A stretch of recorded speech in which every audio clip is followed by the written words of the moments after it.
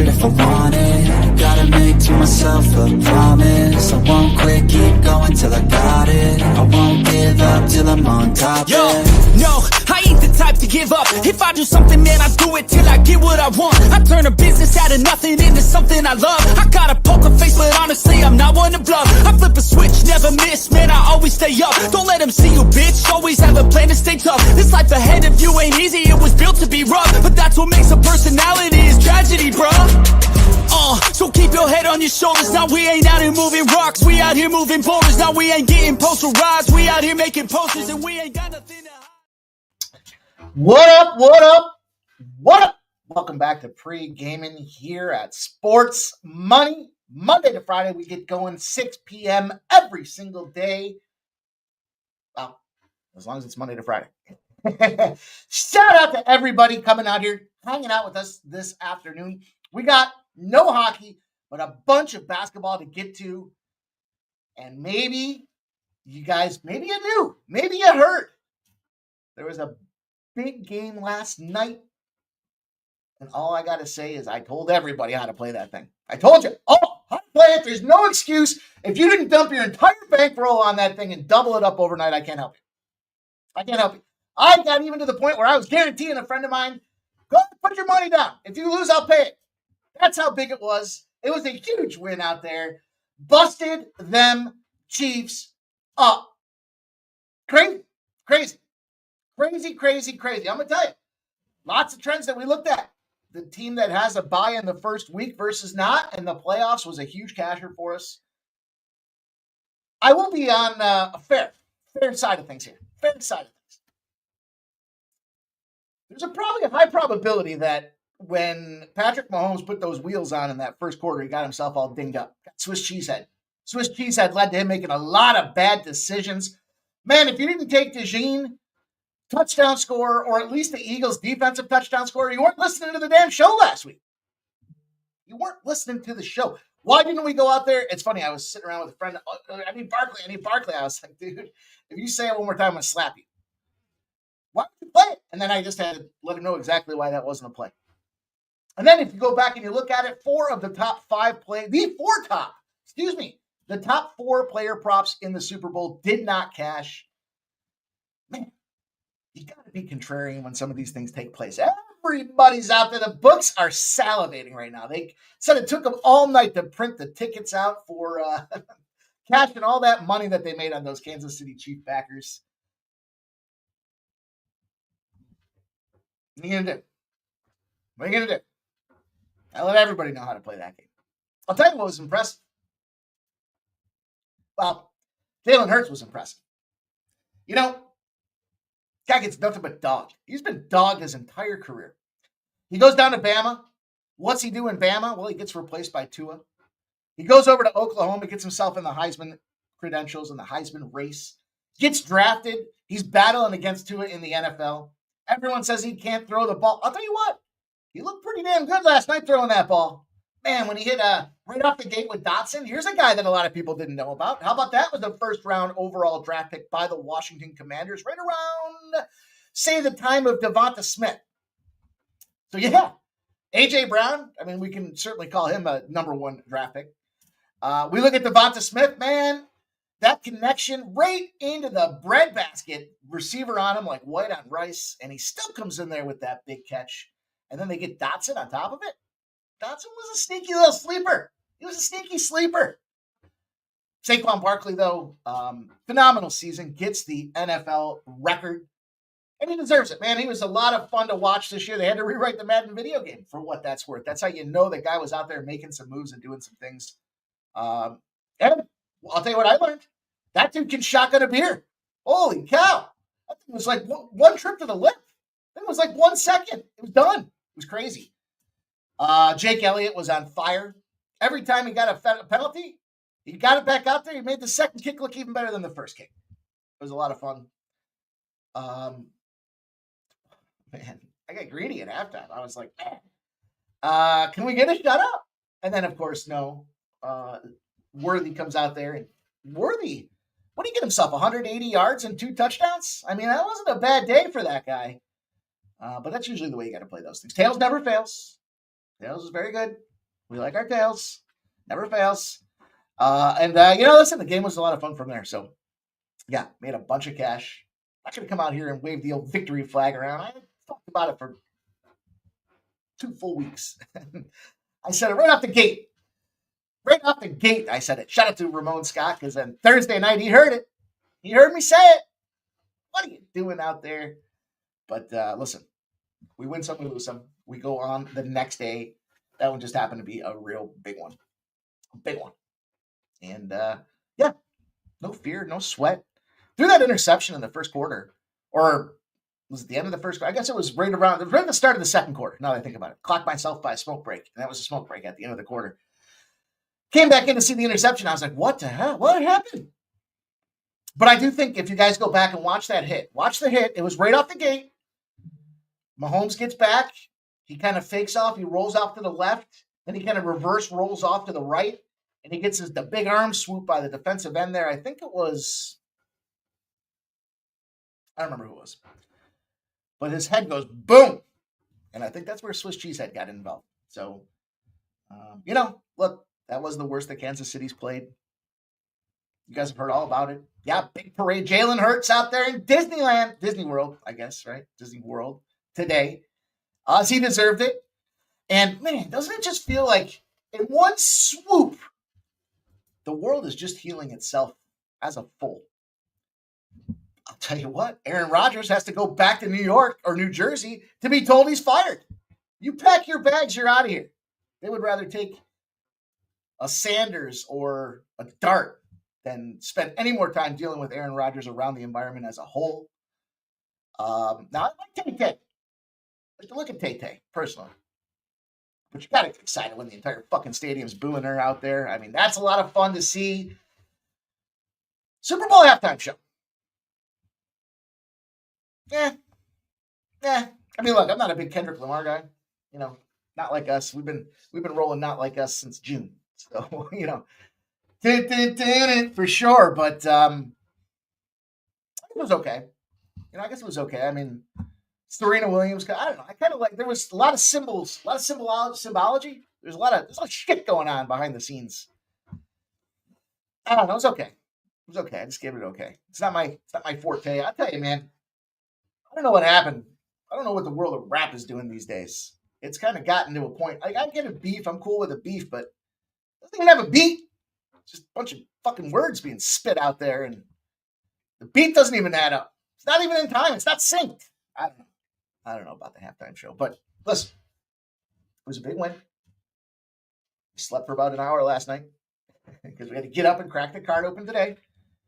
And then that we're going to do. We've got a big basketball card, 4 games in college hoops, 4 games in the NBA. We got ourselves, what do we got? Florida A&M and Prairie View A&M. Yeah, those guys. We're going to go with UNC and Clemson. We got Baylor and Houston. Big play in that one. Fresno and Nevada will bring us home for the late night special. Then we'll move over to the NBA, the professional ranks. And we'll talk Atlanta, Orlando, Golden State, Milwaukee. We'll get into Sacramento and Dallas. And then we'll wrap her up with a little Portland, Denver. And last but not least, we got a player parlay. It's almost 7-1 player parlay. So that's the way we're going to do it. Man, what a big weekend. Super Bowl aside, I know it's exciting. I wanted to share some, I know you guys want, hey, listen, you don't want to hear me talk about betting on the Eagles before the game, but after they win, we want to talk about it. So let's talk about it. We did. Saturday was big, though. Saturday, we had the big UFC stream. And look, firing up. Doing what I do. 3 straight wins on UFC First Strike plays. 3-1 to start this year off. Lost the first week. Came back and ripped off the next 3 with big plus money spots. Every single one of them. So we're just heating up. We got Wednesday. We'll pop off again with First Strike. And now look at this. We introduced, and I appreciate those of you guys that did check it out on Saturday. We've got a new show for the UFC. It's a full card breakdown. They're going to get together, the fellas, Dagestan Poppy, an industry expert in the UFC. He's going to get out there on Saturdays to give you guys the full card breakdown from his perspective. And it's just because we make so much damn money. You got to take it serious. You got to treat it serious. or you don't get paid serious. And so that's exactly what we want to do. So look at the lineup that we're building out. We've got the VB MMA Ramon Scott show on Tuesday. We've got First Strike on Wednesday. We've got Thursday live streams. Friday night to Saturday will be the Dagestan Poppy show there. It just depends on what time the card will pop off. This Saturday's card does pop off at 4:15 p.m. So we'll get rolling around 3:30 for the Sports Money team and First Strike crew to get together and give you guys our prelim breakdowns. Hey, what else did we do this weekend? We introduced the UFC playbook out there for our members. Breaking down all the fights, giving you guys early sneak peeks, early looks at all the plays, all the sides, any notes that we have on the fights, who's missed weight cut. First iteration, first roll out there. We got it out there for you guys Saturday. Showed you how we were going to utilize this tool. I've just completed the updates. It looks like they're still moving around a couple of the fights. So that will get out there. Of course, we'll have that to you guys around First Strike time, around Wednesday.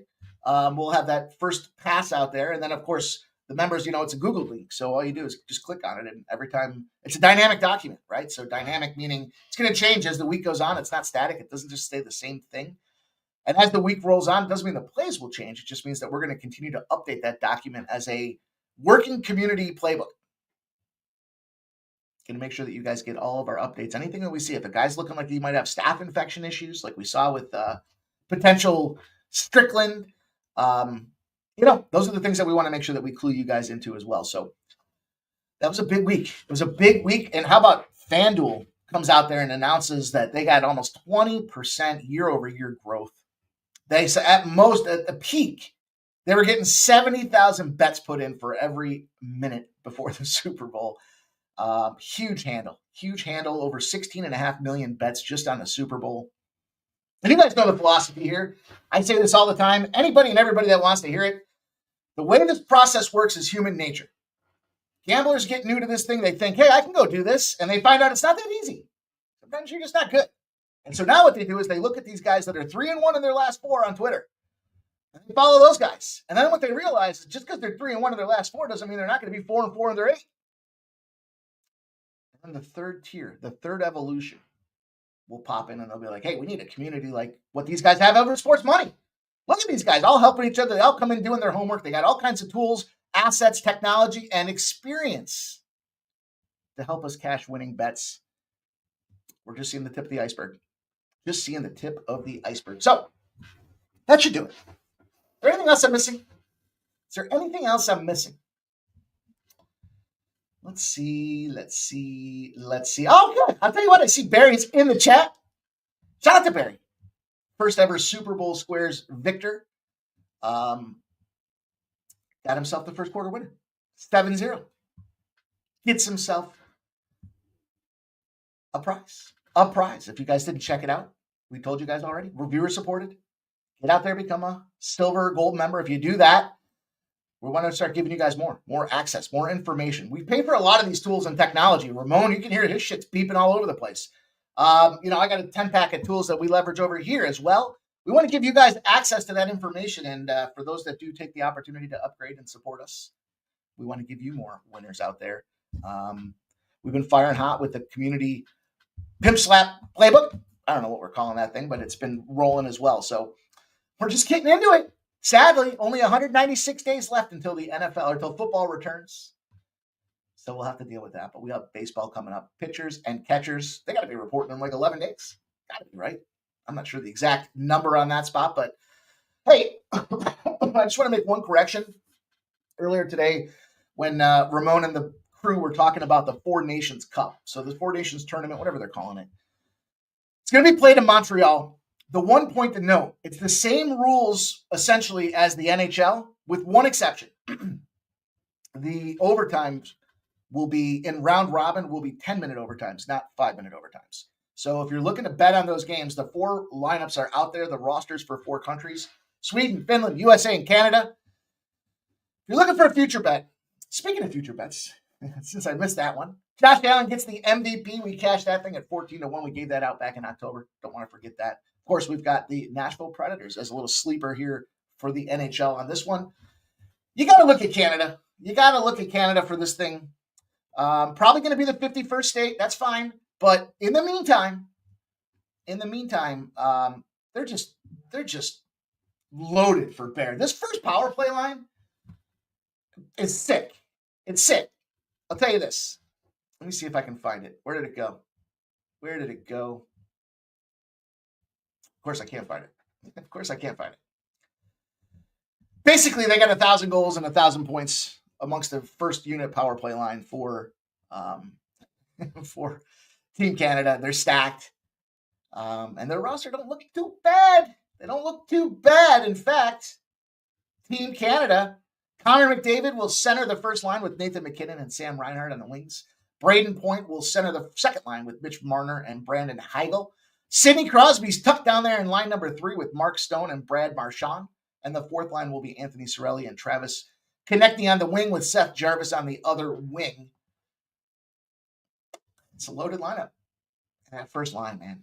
I think I know I'm being facetious. I think it's 196 goals that those guys have scored this year thus far in the NHL. So you go down a person to Canada, you're going to get busted up. That's the only way to look at it. Like the Kansas City Chiefs got busted up. You're going to get busted up. So keep that in mind out there. But hey, Canada's got a lot to do for you guys. The network, the association, the Canadian Hockey Association, if you will, embarrassing World Junior finish. So they're going to want to come out there and do something to dominate this thing. We'll talk about those games. The first game starts, I think it's Wednesday. So we'll see. We'll see how that works out. And I think that brings us current. I think that's everything now. Yeah, the overtime will be 10 minutes for round-robin games. 10-minute overtimes. All the same NHL rules. 3 points for the regulation win, 2 points for a win in overtime or a shootout, 1 point for a loss in an overtime or a shootout. The top 2 teams will advance. It will be a 1-game semifinal, and one game final. And that game will be treated like an NHL playoff game. They will have unlimited overtime until there's a winner. None of that shootout garbage. So, okay. We made it. You guys know the deal. Smash that thumbs up button. Now's that time of the show where you help us grow. You do that by simply closing the chat, hitting the thumbs up, and then bringing it back open so we can get to work. You guys know the deal. The more we get thumbs up, the more support we get from YouTube. The more support we get from YouTube, the more they recommend us to other like-minded individuals. And those are gamblers. Hopefully sharp gamblers that want to come in here and help bring their best bets in here, much like you guys do on a regular basis. So take some time, hit that thumbs up button, and we'll get to work.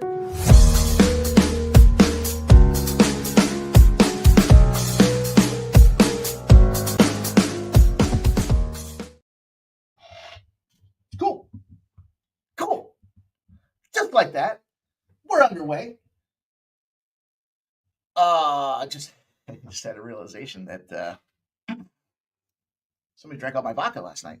What we're going to do here tonight, it's a Monday. It's a Monday after a big Super Bowl win. Got the big parade on Friday. Going to be a ton of fun. I see my man Sean Higgs in the house. And Vince Papali is going to be leading the parade on Friday. Appreciate you guys coming in here. Take some time to get that pen and paper ready because we got some of the best minds in the business assembled here. Not just saying take the Chiefs because, well, we constantly see them win every playoff game. No, we're sharp. We do the homework. We get paid because we do the homework. I over-Trump voiced it on Saturday, so I can't stop doing it. Joe T, though, popping off says, good job on your team winning the Super Bowl. No bet for me tonight. Good luck from our guy, Jover. J.O., pop it in there. Appreciate Jover. Give him a shout out to the Eagles. Terrell Jones in the house. Got his best bet. Bethune-Cookman, Texas Southern over 143.5. All right, 6-4. I will take note. Sean Hicks says, will Mike even show up for the huge win? Yeah, listen, man. You know you're coming in here to play ball today. Rain, sleet, or snow. Pre-game stays good to go. Shout out to Joe Dub in the house. Says, cheers, Mike. You were right on those Eagles. Hope you nailed it. Good luck. Yeah. That's a subhuman gaucho. You know, I had one. Travis Kelce was the guy that screwed me. I needed 61 and a half receiving yards for a fucking massive score. It would have been massive. Massive same game parlay. I hit like 7 legs and then this jerk off doesn't do shit. Now, if he did, That game probably would have been different. But shout out to Made in Philly says, let's hunt. Smack City. Absolutely. Thanks, Keith. Says, congrats on those Eagles bike. Hey, everybody, good luck tonight. He's got an NBA parlay. He's got the Kings and a Sabonis double-double. T. Moss likes the Magic, -4.5. What's up, T. Moss? Timmy Two Shoe. Sert's going to win a couple more, that's for sure. Yeah. Listen, I don't have inside information, but I might. Myles Garrett's going to become an Eagle. Myles Garrett going to become an Eagle. You'll see. And part of that makes sense because Brandon Graham is getting frail. Just saying. Some of you guys that think Brandon Graham's going to your team. Not going to happen. He wants to win championships, much like Saquon Barkley did. He says, thank you, Philly, but next year, fuck Philly. I don't know about that. RBD 420 says, Barkley cracked the bed yesterday. Cracked it, yeah. What's up, Mikey? Yeah, I got you. Shout out to Barry. I said it. My guy won the football square. First time we did a football square video, or football contest. Football contest was loaded up. Barry got a winner. So Barry will be enjoying the benefits of having played. Can't win if you don't play. RVD 420 says, I was 8-2 yesterday. I pimp slapped the bookies all year long in the NFL. Let's go. It's a damn shame it's over now. I know. I'll tell you how my day started off. I got up late because we were up late. I then rolled into a live bet on the Utah Hockey Club +130. They were tied and went into overtime at that point and then won. Then play number 2 was the under 8.5 live in Montreal, Tampa. I don't know why I was live betting. I just was up too late with you guys. Then I cracked like 2 more college basketball games. And then I just dumped the truck. It was a big day yesterday. Big day. It was a big Saturday too. I mean, that, Wiley Zhang coming through for me at a nice little plus money price tag. Shout out to Rick J. Dana Delt. M's in the house is Clemson 4 for me. Oldie says, what's up, sports money, fam? Back home with internet and computers ready to cash. Well, that's important. Look, Subhuman's got a couple plays up on the UFC sheet already. The UFC playbook is already in play.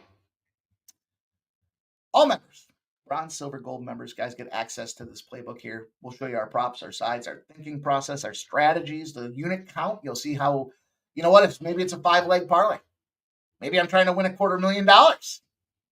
Maybe you want to see that in a parlay. I got a new parlay strategy. Shout out to the boys. I said to the boys this weekend, I was a little disappointed. Disappointed we didn't come up with the parlay strategy first, but it's just so simple. It's so pure. It's so innocent.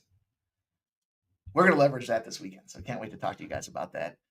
Shout out to Nuki in the house. Rick J says, like Clemson too, but figured I'd wait to see why there's been line movement. Keith says, I won Kick of Destiny with Eli winning FanDuel, and I got a bonus bet. Nice. Cooper DeJean. Touchdown score. This is a nice cash. RVD 420 says, Mikey, what are we going to do? No more NFL for this year. We're gonna bang away on the NHL. Believe you me. It's prop season out there in the NBA. It's gonna be a ton of fun. Markel, what's up? Appreciate you. I believe the way you say that, you have a smile on your face when you're saying it. That's how I prefer to interpret that, Markel. Sancho says, why is there no NHL? Because they're doing the Four Nations Cup.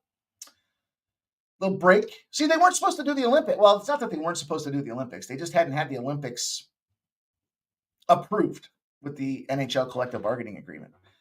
So the plan was get Four Nations activity involved. And that kind of became the counterpoint to not having Olympic hockey, which is great because I think it's fun to see 4 stacked teams just go at it with the best of the NHL, battling each other, going out there for a couple of days. But, some people say, well, what if they get hurt? It happens. It happens. You can't play the game not to get hurt. You play the game to win, like the Eagles did last night. Shout out to Gerald Jones. Appreciate you, my friend. Swizz is here. Seth says, Luka Magic debut tonight. don't know why I'm choking here tonight. Robert McCormick's rocking with us. Rick Chase, Tom Green said Sweden doesn't deserve any respect. That might be true. That might be true. Barry wants the hoodie. Barry, you had to win the outright, my friend. Bomb.com says thumbs up. He wants a hoodie. Peter Gracia says, sup, Mike, my dream came true. Eagles win. You were right. Let's go. Rick J says Saquon busted parlays worldwide. You know he did. Philly cheesesteak tonight with Eagles hit in honor of. Shout out to Blake M. That sounds like a delicious meal tonight. Swiss says D-Hop anytime touchdown was huge. Fallen Boats. Smashed the like, but does the analysis always come at 6:30? It takes a little time for everybody to get in here. Sometimes we go a little earlier. Fallen Boats, but hey, metric show. If you guys come in earlier, we'll start earlier. How about that? That's the deal I'll make with everybody out there. If you guys get in here earlier, we will start earlier. What happens is just, systematically, everybody that comes in when the show's already going comes back and says, wait, did you cover this play? Did you cover that play? Well, we always start with the NHL. Then we move to college basketball. Then we move to the NBA. And if we have player props that we want to get out there early, we put them on the screen like so. Like so. Zion Williamson, over 23.5 points. Specifically looking at this young man and thinking about the matchup that's in favor here. And frankly, this is more of an opportunity of OKC, let's points up. And someone's got to score them points. It might as well be Zion. Brandon Ingram gets traded to Toronto Raptors. DeJounte Murray gets his Achilles busted out of there. The only guy left to be the scoring threat for the New Orleans Pelicans has to be Zion. He's got 28 or more points in 4 of his last 5 matches. Got a 40-pointer. Guy's out there firing. He is the guy now taking over the squad, being the leader that he should have been probably when he first got drafted to be that leader. His line's moved a little bit. It opened up at 21.5. It has moved to 23.5. So we do have some line movement in that direction on the Zion thing here, but should be scoring. We see a big total. My only concern is, do they end up getting blown out and somehow Zion sits? But I just don't know who the hell they're going to put out there. They got a 5-game win streak for OKC as well. So the Pelicans being probably the worst team in the West. I don't know. I think you just run with Zion and keep those points out there. 23.5. I'm not against the alternate line there either. Bobby Portis over 21.5 points and assists. This one's a play on Giannis, or play off of Giannis, I should say. With no Giannis in the lineup, this guy goes out there and busts more teams up. We're going to talk about this game itself. We do have some intersecting zeros. But without Zion in the lineup, Bobby Portis numbers almost double across the board. So we'll keep it simple with Bobby Portis. And then I went to Lauri Markkanen. Yeah, the big debut for Luka for sure. But what I don't think a lot of people realize is the way they structured this lineup, Mark Williams not passing his physical dealt a pretty significant blow to this Lakers team. He was going to be the big man. He's going to be the dude in the paint. And now what's going to happen is we're going to take guys that are 7 feet tall and fade them Lakers on their rebound numbers every single chance we get. Kind of a little strategy or a little methodology out there. This thing's been floating between 4.5 and 5.5. And if you look at this guy's last 3 games for Lauri Markkanen, when he's healthy and he's playing, 11 rebounds, 7 rebounds, 7 rebounds. He's averaging 6.2 rebounds a game. His number's at 5.5. And if we slap all 3 of those together, we get ourselves a plus 632. I think this Mark Williams thing's going to be bigger than a lot of people are kind of talking to. Look, he was the big guy. He was the true defender. He was the rebounder. He was the guy that takes up all that space in the paint. That's going to be an issue now. Also, for what it's worth, Lakers definitely have themselves in an over position. This just kind of complements that thought process around we're going to see points. There's going to be a lot of missed opportunities and second chance to swoop up them rebounds out there. They're 7-0-1 to the over when they're in a double-digit favorite role versus conference opponents. 7-0-1. So I think there's points. I think that with points we get rebounds, and I think Markkanen's the guy to be the 7-foot-tall big man to go out there and pull him in for us. That's going to be a 632er, still a little over 6-1. I tried to have some fun with tonight's card. Kind of a won't say it's a boring card, but it's a tricky card for sure. Especially now with all that money coming in, all those new accounts fueled up with dollars to bet. You're gonna have to be a sharp mother effer, because if you're not, you're gonna get busted up and give some money back here. I think the public's gonna get whacked this week here. We're gonna go to Florida A&M and Prairie View. We've got this line open up at +1.5. It's moved to 2.5. Now we do have 86% of the bets and 78% of the cash on Florida A&M. This total's gone up. 82% of the bets and 82% of the cash on the under, and it's gone to the over. We've seen it move up a full point now. Florida A&M and Prairie View. And Prairie View might be one of the worst teams in college basketball. This line's a little weird to me because, we're seeing the cash coming in. But remember, when we see those numbers move to the over, typically associate the over to the dogs. When we see Florida A&M, despite this conference and some of the mediocrity that reigns through this thing, they're 9-4 against the spread on the road, Florida A&M. I'm not too worried about Prairie View coming into this thing. Now, the overarching factor for me, and this is where it's just a little bit suspect here, but I don't think Prairie View is good enough to fuck this trend up. And it's just simply that Florida A&M's got themselves a little 8-game win streak in their last 8 games against the spread. They're winning comfortably, whether they be at home or on the road. They beat up Jacksonville State 72-62 on January 27th, 2 weeks ago. That was on the road. They had just beaten up Alcorn 2 days before that on the road. They come back home for a little cup of coffee. Then they go back out to Texas Southern. They beat up Texas Southern on the road again. They're dogs in 4 of their last 5 games as well, and they're winning outright, comfortably. 7.5-point dog against Texas Southern. They go out there, they beat them up 66-64. Nice little +260 on the money line. This team's been cashing. They've been cashing at a large rate for us. The mediocrity that is within this conference, if you remember, based on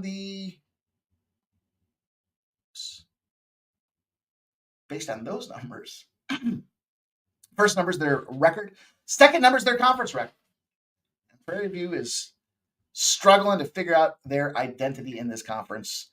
Let's just stay with the hot hand. Let's just roll with this hot hand. It's moving in the right direction. We're starting to see some movement to this over. So Smoke and Mirror says, thought Green Bay was one of the worst teams ever. They are a bad team too. They are. And Chicago State too, for that matter. But look, we got to pick one bag of shit per conference. That's the bag of shit we're going to hammer on here is Prairie View fading there. Jumping in here. Currency's asking if Duke's going to bet the 4 Nations. I'm going to bet the shit out of the 4 Nations. You know it. Might as well go out there and get you guys some Nashville Predators live betting or some future betting right now. I know, I might be crazy. Everyone's going to be talking about Colorado and Dallas. They're going to talk about Vegas. They're going to talk about Florida. They'll talk about Carolina. Washington's going to be somebody that a lot of people are talking about as well. And then they're going to see this 120-1. Or is it more than that? Might be even more than that for the Nashville Predators. They're saying the Utah Hockey Club has a better chance to win the Stanley Cup than the Nashville Predators. We'll talk more about that. T. Moss says Clemson -3.5, Magic -4.5. Scotty Barnes over points and rebounds. Like a little Scotty Barnes double-double. Why the hell not? All right. Let's move her on. What do we got? Shot the Nuke. Got a new membership from Nuke in the house. My guy, Nuke. Paul Boat says, don't disrespect the Packers. I think he meant Green Bay college basketball. It's good to see our guy smoking there. He doesn't respond to his DMs. UNC and Clemson for the number 2 game of the night. And shout out to Old E gifting a sports money membership, getting us moving. Get the train on the tracks, baby. Let's go. Shout out to you, Old E. Gifting a sports money membership, building this thing. If you are the recipient of an Old E gifted membership, hey, consider getting out there and getting the silver. 16 cents a day. 16 cents a day. We went 5-1 in our last 6 plays for the premium options out there. Just extra stuff. You guys have been asking us for it. You guys want more plays? You want more action? You're reaching out to us, and we're all accessible via DM. We're happy to give it to you. But it doesn't seem fair. Why not give it to everybody else? Why not share those plays that we do the research on? That's maybe Saturday at 2 p.m. Then we don't have a show live at that time. Let's give it to everybody. And that's the forum in which we're going to do that. So appreciate you guys. Appreciate you, Old E. North Carolina, Clemson. I'm very high on this Clemson team right now. I like the way they're playing. They're sloppy a little bit to start. Last game certainly was no different. They opened as -5.5. They're now down to 4s. And you have 53% of the bets and 56% of the cash on the Clemson side of things.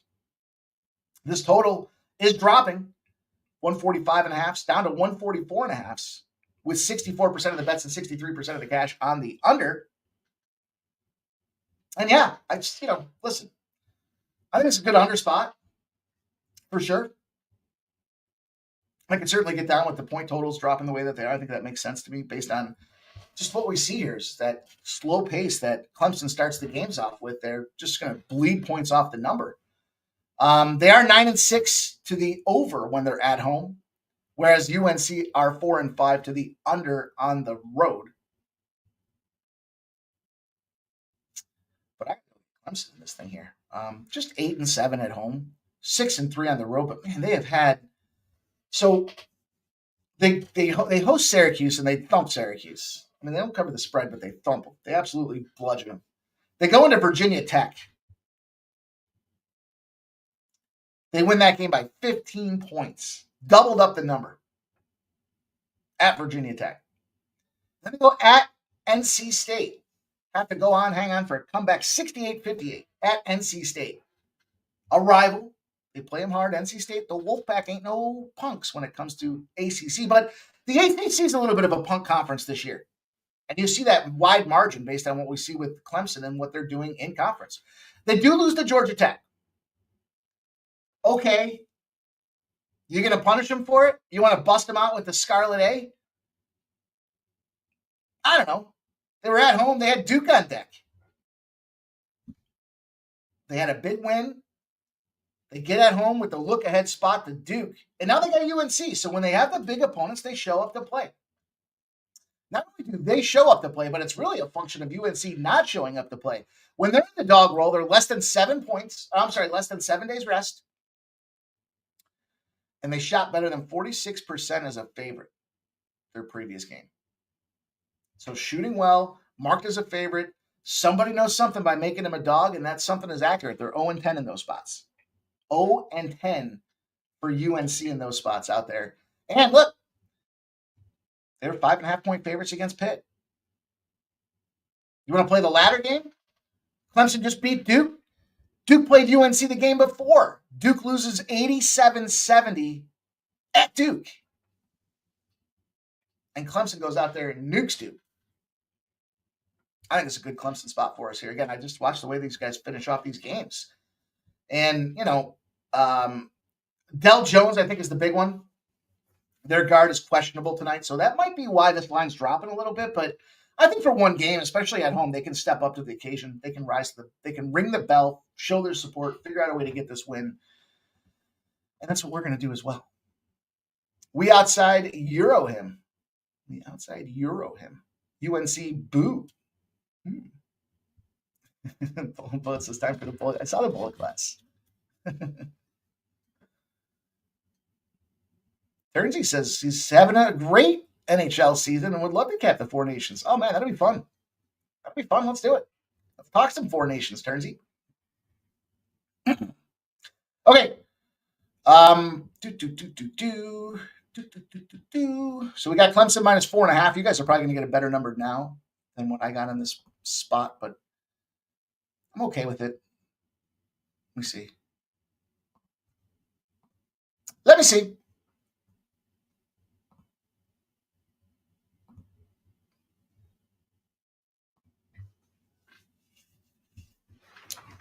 That's good. I mean, 4.5s are still pretty much predominantly across the board. I see some 5s. All right. I was a little nervous. I thought I saw some 4s poking their heads out there. I don't see any of those 4s right now. So we're good. It's clean. Let's go. Clemson, 4.5. Bust these boys up. 0-10. UNC off a favorite, shooting over, almost shooting the lights out. Not finding a way to make it happen. Okay. Let's bang out some of these games. Let's go here. Let's go to Houston. Maybe one of the best teams in the tournament. Baylor is going to come into town here, and Baylor's struggling in conference at 7-5. Number 6, the Houston Cougars, 19-4, 11-1. I believe it was K-State? Is that the one? You guys, look, I love some first half unders with Houston. We're seeing these lines moving. We're seeing it going in the other direction. We're seeing these overs starting to come through in cash with these Houston games. Now, Baylor's first half total is sitting at 28.5.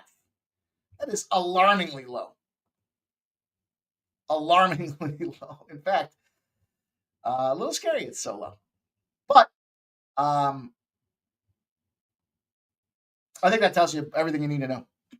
Baylor's struggling in conference. They're just about 500. They're playing one of the best teams in the nation, let alone what's going on when it comes to what they're doing in their conference as well. But push comes to shove. I mean, Houston at home, especially midweek. Yeah, or early week, I don't know. Maybe there's the Super Bowl hangover factor that comes in here. But I'm gonna bank on this thing here. I had a little fun with this one. I thought I had some fun with this one.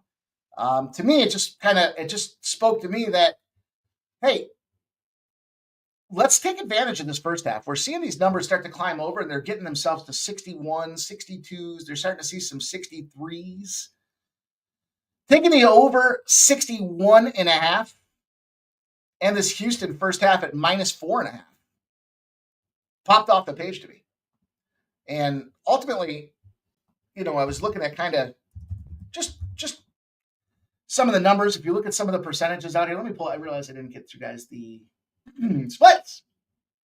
Where are we at with the splits? And Baylor opened up as a 9-point road dog. 67% of the bets and 72% of the cash coming in on this Baylor side of things.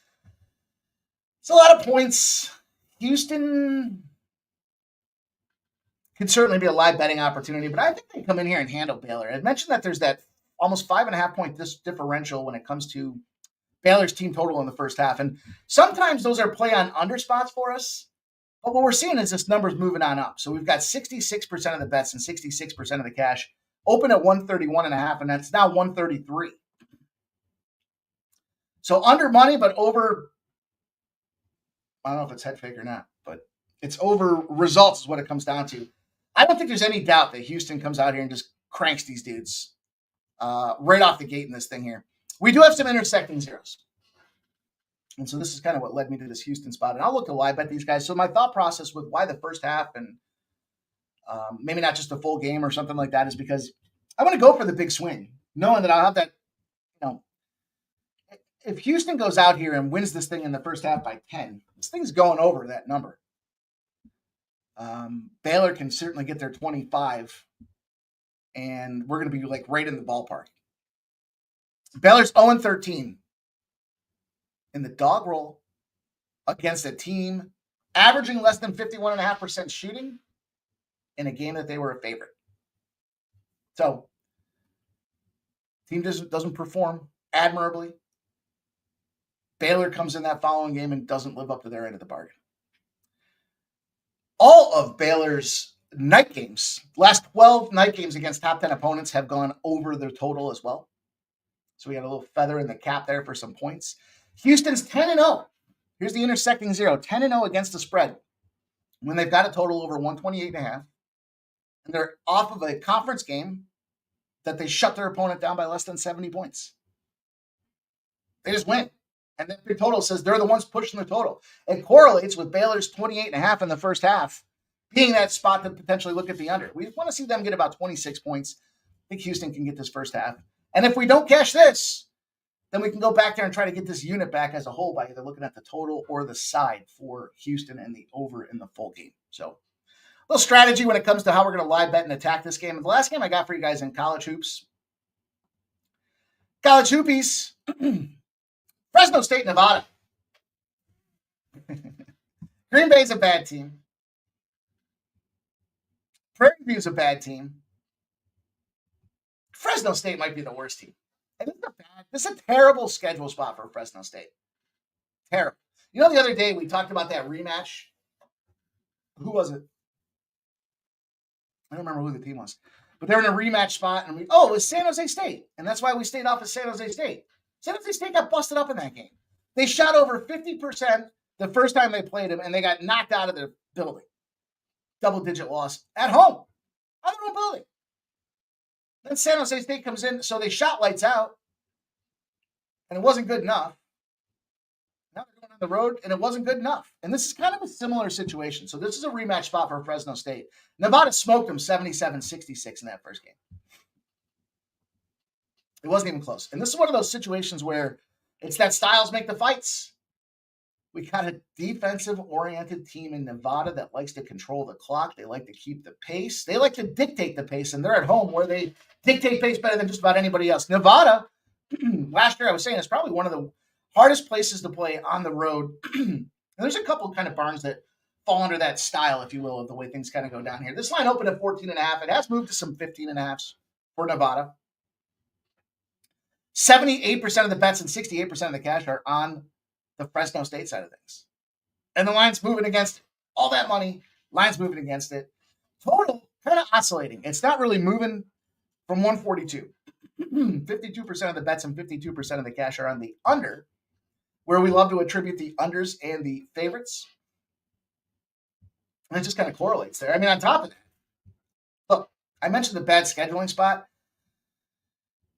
We got this team in Nevada getting stretched out all over the place. They play at elevation. They play down at sea level. They're playing back at elevation. They are also in a spot where they're just not winning. I mean, you can see it evident in their record. But the best part is they just covered against Utah State. They lost 89-81. It was an ugly offensive battle. But they're getting 13.5. So that means that we get to sell high on one of the worst teams in college basketball in Fresno State. You know, when I see a team that likes to roll fast, they've got different sight lines because they're on the road. When they miss those buckets, the other team scoops it up, methodically drives 40 seconds off the clock. Next thing you know, you're down 3 or 4 baskets. You don't even know what the hell happened.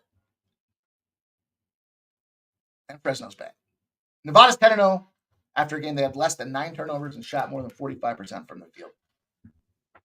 When they start clicking, they're gelling. They're like Magellan. They're so gelling.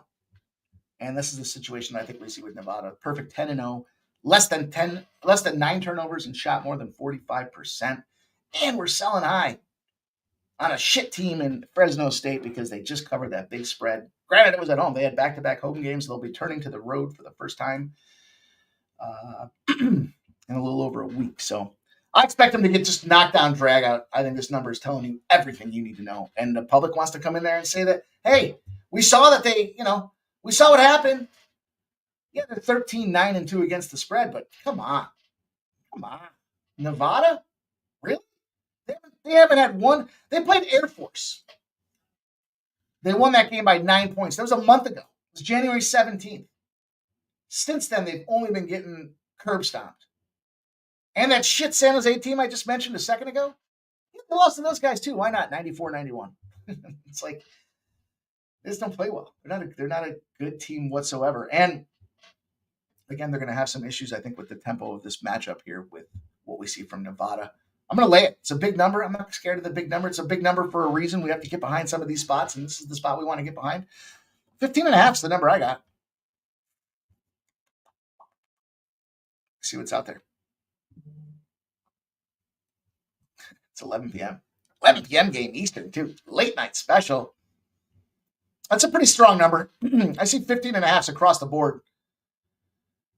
Literally across the board. Some minus 108s, a couple minus 106s, and predominantly minus 110s. So that's the firm number. That seems to be pretty fair. Plenty of action to get in on this thing. And let's go. We got a couple college or some NBA games to knock down here. Drag this puppy out, and then we will get you guys on your way to enjoying your Monday night post-Super Bowl. Jerry Davis is Mike. Be wary, Fresno should not be this bad. They have talent. Yeah.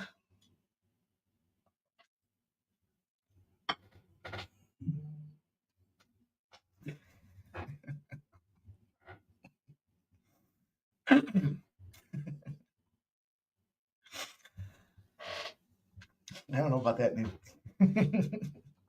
Blake M says Campbell game is going to go under.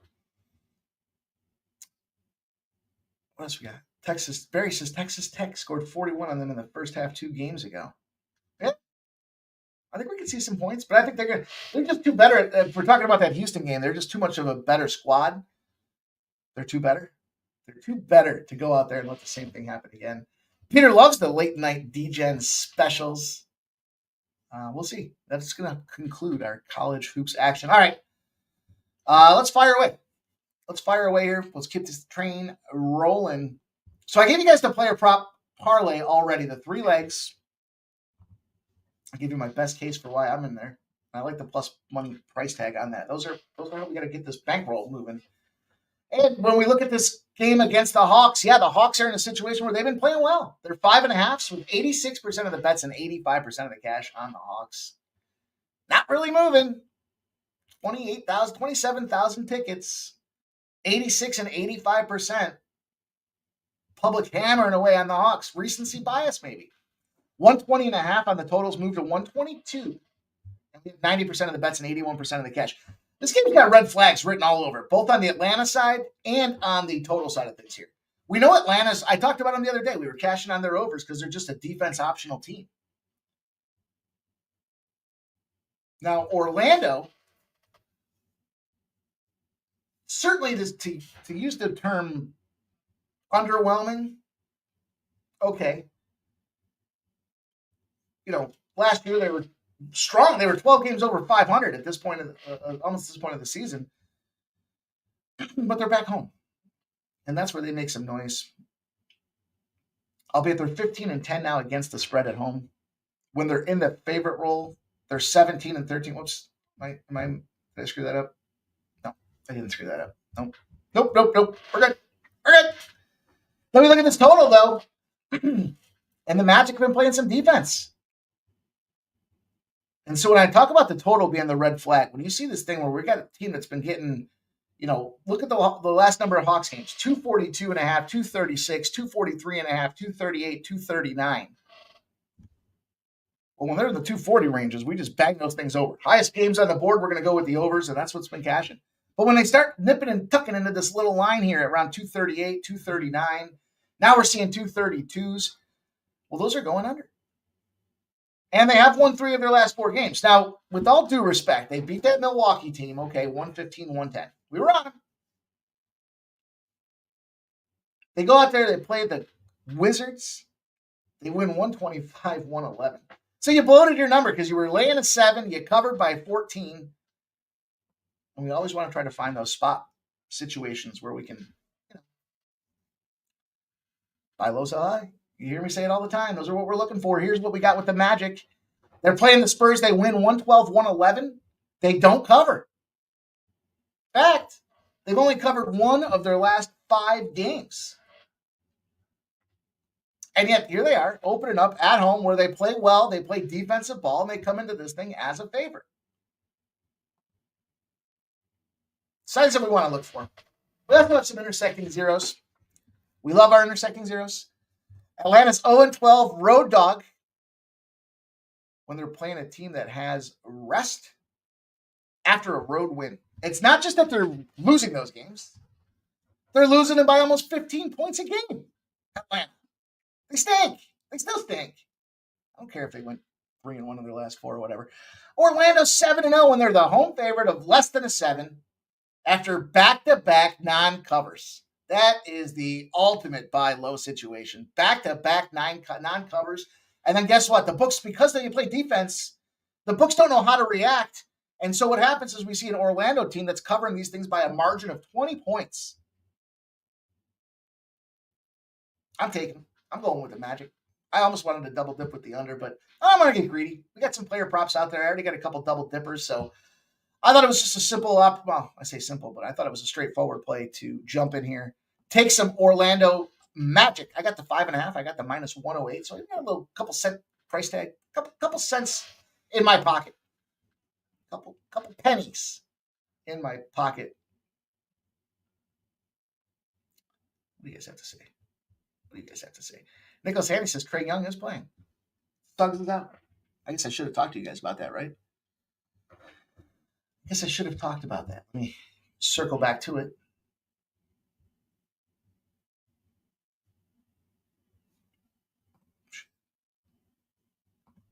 Shoot.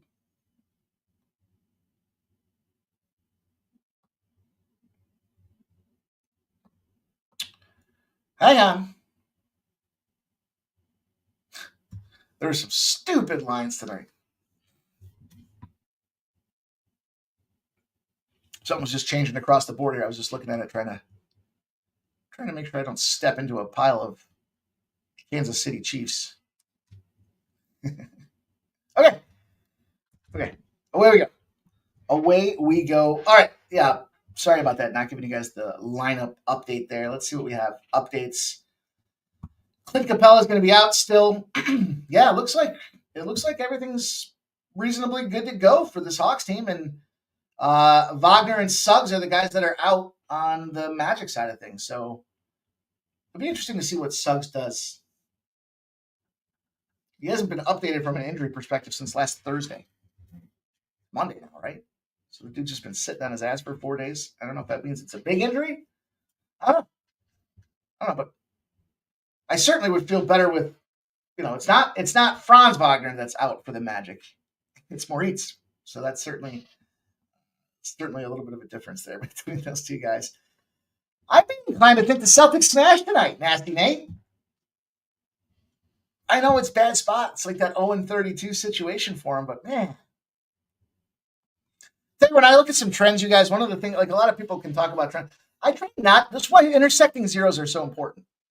Because you're getting a pro on the one side and you're finding a fade on the other side, right? I don't hear me talk about this too much, but I think it's worth noting, like, I don't want to buy on a team because I'm seeing an over trend on the other side. I'll take them. I mean, that's the way sometimes it goes. Like, for example, the Miami Heat, 0-12 against the spread when they're a home dog of 3 points or more with less than 3 days rest. Does that mean that you should take the Celtics in that spot? I mean, it does by the numbers, but I would rather see a supporting issue or a supporting situation for the Celtics. That either gives me intersecting zeros. I just find that when we're fading a team that's in a spot where they should be faded, doesn't typically, it's just bad juju to fade. And I know I got a couple of fades out there that I fade on a regular basis. But another situation. The Washington Wizards are 0-8 against the spread when they're playing non-conference opponents following a game versus a conference opponent. What I like about that, first of all, they're losing those games. The margin's so important, 24 points on average. What I like about those trends, and I know this is where Ramon and I differ in opinion, is I believe these teams are built to play within their division and their conference. And so when you do find a trend where they just don't play well against their non-conference, this is Atlanta, by the way. We've talked about Atlanta time and again in these spots. I'm a little bit more comfortable fading those positions like a Washington Wizards 0-8 versus non-conference after a conference game than I am sitting out there looking at fading the Miami Heat because they're in an 0-12 spot. Like if I saw a 12-0 spot for Boston. So anyways, that's a little dissertation as to why I didn't get a Boston play in there, but I would lean to Boston. I would lean to them, Boston. Eric is in the house, says, Hero out. Interesting. I mean, I can still get down with fading them. I don't know if that helps you guys or not, but I know a lot of you guys are starting to get into the trend business. We're innovators, and it's fun to kind of look and see some of these spots that you can come up with here. I just found that, generally speaking, I have a better success rate getting in on the other side of things. Or not the other side of things, but looking for a correlating spot, like we have here with Golden State.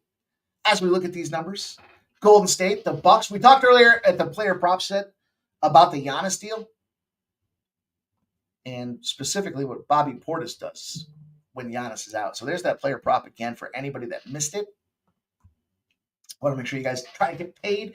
You can follow my action at BetStamp. It's Mikey Money. You can see all my plays out there.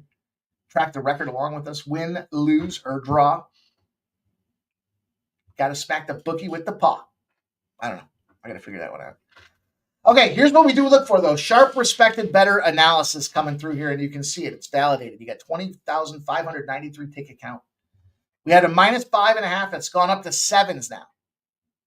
We have 62% of the bets on the Bucks. but 55% of the cash on the Warriors. Typically, we see the public, their parlays, their props, their teasers, all that shit gets kind of written into the soup. That's the percentage of bets. Then we look at the percentage of cash, and we typically associate that with, bigger bettors. Like last night, I wrote a bunch of Eagles tickets, but my large cash was on the Eagles money line. If that helps. Then we look at the total. We got 232.5 has gone down to 232. And we have 92% of the bets and 90% of the cash on the over. That's a red flag on this total. See, almost all the dollars are coming in on the over, and yet we're down ticking. Now, I talked a little bit at the onset of the show about the difficulty that the lack of Mark Williams being able to pass his physical led to the issues that we're going to see with the Lakers because they don't have a big man to play defense and stop rebounds.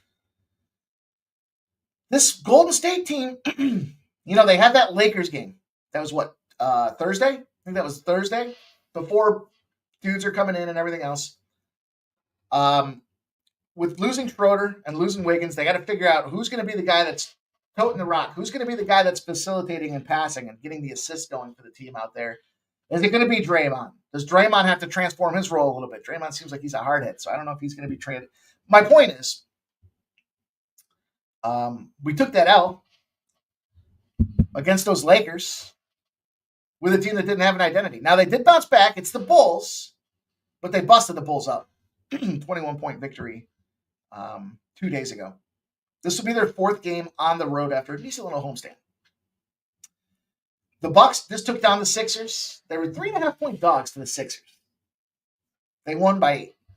So 3 games on the road before that. They're sitting kind of back in the groove at home. Draymond's probable. Buddy Hield's probable. Kuminga's out. Jackson Davis is probable. All for the Sixers. I'm sorry, for the Golden State Warriors. Connaughton's questionable. Lillard's questionable. Gary Trent's probable. And Kevin Porter's questionable on the Bucks side of things. So we still don't have clear line of sight for who's going to make this lineup tonight. But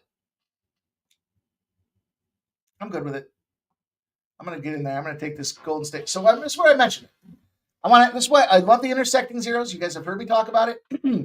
The Bucks are 0-11 when they're in a dog spot of less than 10.5 points with less than 7 days rest after a home game producing points. 0-11 dog when it's not a huge dog.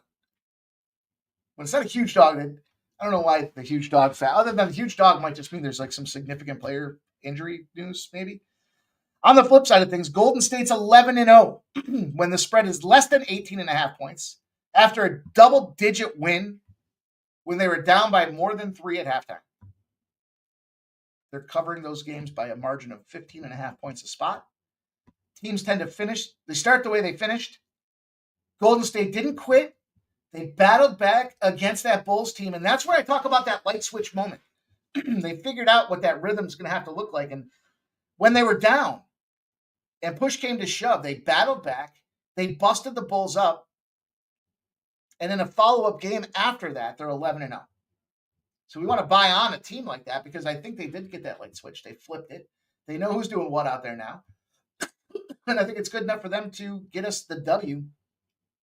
It's a little pricier number than I'd prefer, but I think that just kind of validates what this line's telling us right now. I got Golden State at -7.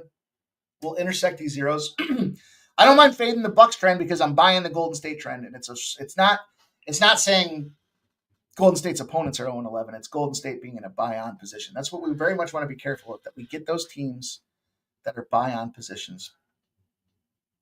Yep, there it is, Ricky Levine. It's one we were just talking about. But that was a little different. That trend kind of falls a little bit to the tune of they don't match up well against non-conference opponents. They're built to, you could argue they're built to play against their conference, but they just stink. But that'd be a lot. That's a different look for sure. Okay.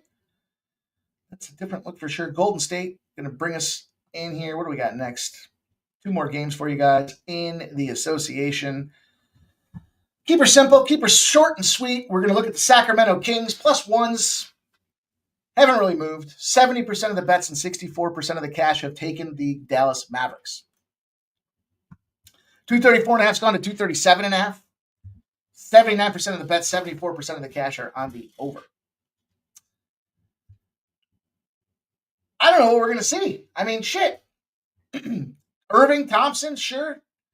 Valanciunas should be able to go out there. I mean, it's a tricky spot because what we know is this Anthony Davis thing definitely compromises the issue across the board.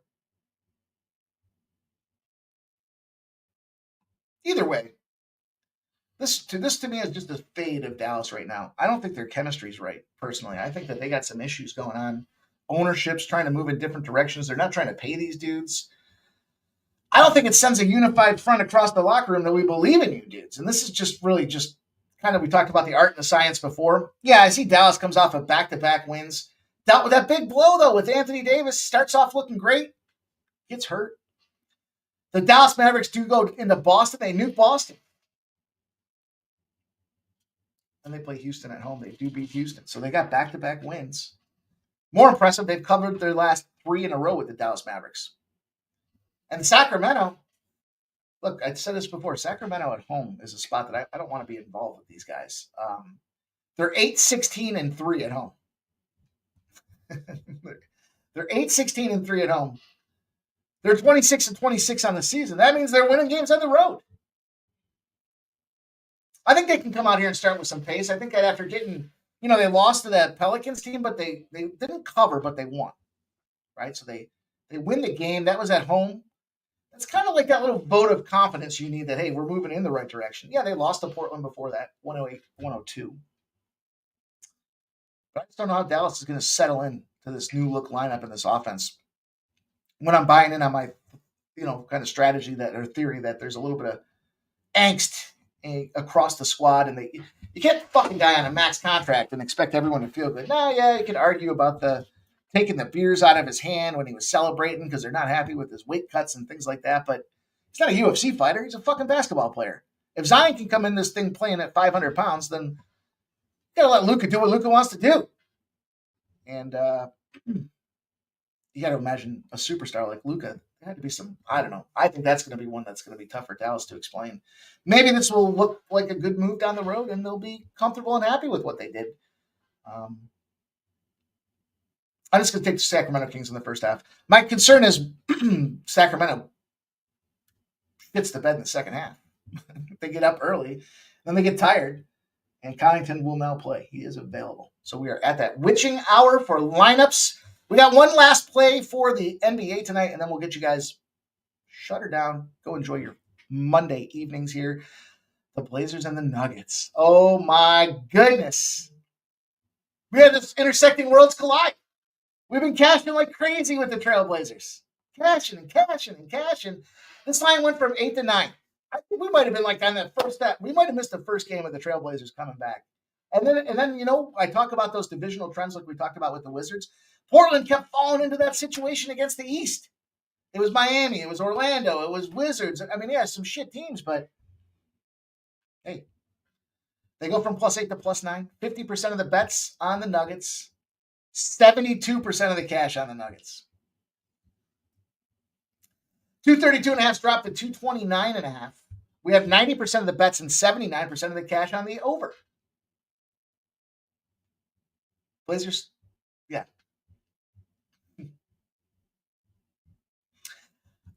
You know the situation. I've been cashing. How have we been cashing? Well, we cashed on every single fucking Trailblazers game for like a 10-game stretch. They just lost to Minnesota Timberwolves. Now, do they bounce back? They're 4-point dogs. They lose at Minnesota, which was remarkably impressive considering how poor Minnesota plays at home. 114-98. And the Nuggets have been winning and covering. Back-to-back wins against the Pelicans kind of fucks the numbers up just a little bit. But they were home. They play Orlando at home. They bust up Orlando 112-90. We know Orlando. We talked about them earlier. They're a home team, not a road team. Then they go down to Phoenix. They get the Beal, Durant, and Booker show. And they dominate them, boys, 122-105 in that position. They're playing red hot.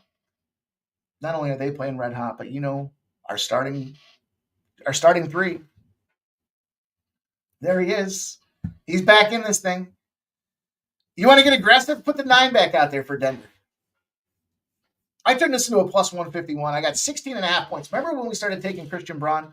His point totals were 10.5s and 11.5s.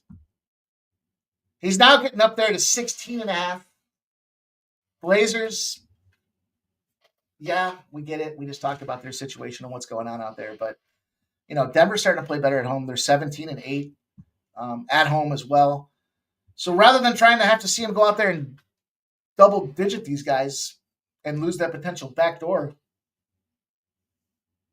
I like Christian Braun. We talked about why has he been playing well? Well, guys like Russell Westbrook are passing the ball to him.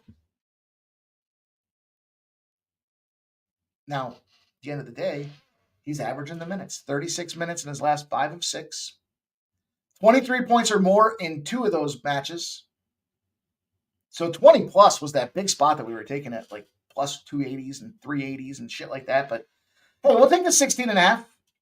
If you want to play the ladder game, I'll tell you what I would ladder this thing with. Take the Braun 20 plus and then take Denver -9. That's got to be close to an 8-1 payout, I would guess. Let me look. And if you want some trends behind it as well, Denver's 9-0 in the home favorite role, and they have less than 2 days rest. And the team that scored less than 100 points their previous game. And they're comfortably winning those games by 18 points.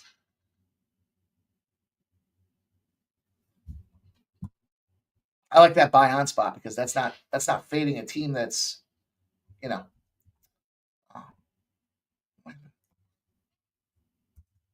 happened there? Huh. I had to change a password the other day. You guys know the deal. Change a password, fucking whole universe shuts down. None of the apps start working anymore. they all stop working. -9. I'm just looking for this right now, for conversation purposes here, so I can slap a couple dollars on this thing too.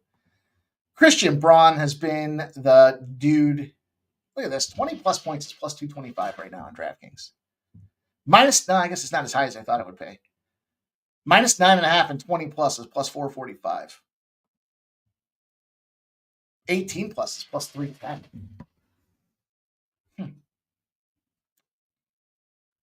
That seems like a pretty fair number. The reason I went to the money line, though, is because Portland's been covering for us. I got to see what they do. This is that show it to me game. How do you bounce back after taking that loss at Minnesota, where you shouldn't have lost in the first place? But they did, and they own it. So we'll see if are they regressing again? Did they hit their stride? They probably hit their stride. You win 11, 12 straight games like that, you cover the spread across the board. Probably due for a little regression. And that's why I took the Nuggets money line, though. I thought that instead of getting overly cute, like, look, -9.5 and 18 plus for Braun is plus 310. We're taking this down 2 points on Braun, and we're taking the 9.5 out of the equation for Denver. They just have to win, and Braun does what he does, and we get 1.5 times our money versus 3. Up to you how greedy you want to be. That's how I'm going to put the bow on the show, you guys. I appreciate everybody coming in here tonight. Monday, we're loaded up. Shout out to Rick J. Appreciate Fernando Mendoza rocking in here with us here. We got some Champions League, boys. Some Champions League. I'm going to get some Champions League soccer going here tonight. And we'll look at that for tomorrow. And I appreciate everybody coming through here. Shout out to Nuke. Shout out to Ricky Levine. Shout out to Kelly V. Nicholas Handy. Appreciate all you guys. Erica Taylor in here. Says Heroes Out. Of course, we saw that. Appreciate you. Want to thank my guy, Old E, for gifting that Sports Money membership. You guys know the deal. If you haven't done so, take the time to upgrade it. 16 cents more per day. We've already paid 5 and 1 and 6 plays now is more than covering that thing. 16 cents a day to get that upgrade if you already received that freebie. And we're going to make it worth your while. Again, the tools that we're putting together, we're leveraging our technology, our expertise, the things that we've adopted as best practices across the board to help you guys find more winning bets. And we do that because we love you guys. We want to help you guys build these bankrolls, continue to make this money, continue to build this community. So much fun when we're winning. So let's get back to that. Let's keep doing that. How about that?